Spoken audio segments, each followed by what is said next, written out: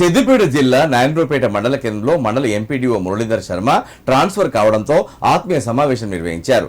ఈ కార్యక్రమంలో ఎంపీపీ బాలకృష్ణ పాల్గొని మాట్లాడారు. ఎంపీడీఓ మురళీధర్ శర్మ అందరితోనూ కలుపు ఉండేవారని, గడిచిన 4 సంవత్సరాల్లో మండల అభివృద్ధికి ఎంతో కృషి చేసినట్లు తెలిపారు. భగవంతుని కృపతో ఆయన ఆయురారోగ్యాలతో ఉండాలని మనస్ఫూర్తిగా కోరుకుంటున్నట్లు తెలిపారు.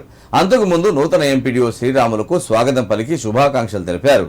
కార్యక్రమంలో ఎంపీపీ ఉపాధ్యక్షులు సంతోష్ కుమార్, ఎంపీఓ శ్రీనివాస్, వివిధ గ్రామాల ఎంపీటీసీలు, మాజీ సర్పంచులు, ఉప సర్పంచులు పాల్గొన్నారు.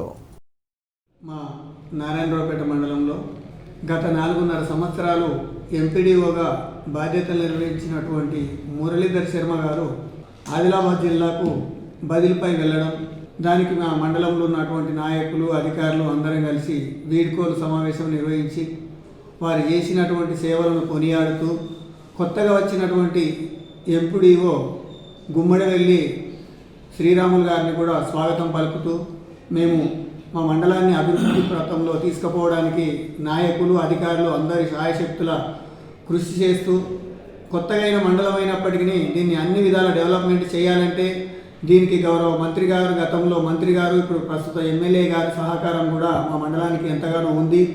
ఇక ముందు కూడా అదే పరంపర కొనసాగాలని కోరుకుంటూ ఇటు అవకాశము మేము అందిపుచ్చుకొని మండలాన్ని అభివృద్ధి పథంలో నడిపిస్తామని ఆశిస్తున్నాం.